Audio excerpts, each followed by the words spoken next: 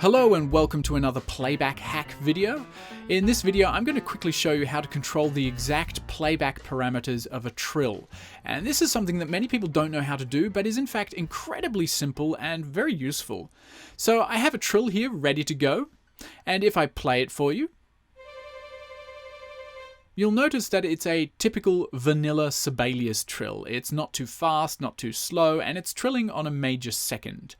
But if I select my trill and open up the inspector window, don't forget the shortcut is Ctrl+Shift+I, you'll see that in the playback section we can change a couple of these parameters. I can, for example, change the speed.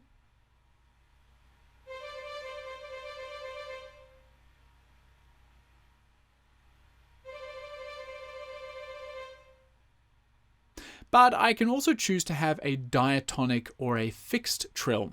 And I think that this is pretty exciting because if you select fixed, you then get to define for yourself which interval the trill should be based on. Now, technically, if the trill interval is larger than a major second, we then call it a tremolo, but they're really the same thing. You're just going backwards and forwards between two notes quickly. So if I set my half steps to 4, this would correspond to a trill of a major third.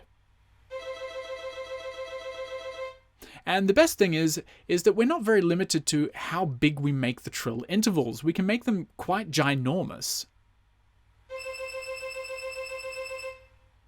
And this is a very good thing because there are actually circumstances where you need huge trill intervals.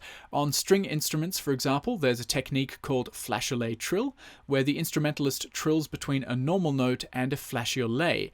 And these trills can span well more than 2 octaves, which is quite huge. What's also great is that we can set the trill interval to 0, and that will mean that the instrument just repeats the same note rapidly.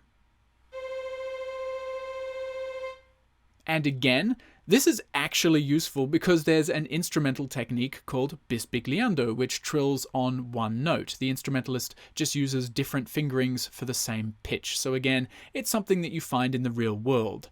And we can also go into the negative numbers so that our trill jumps down instead of jumping up.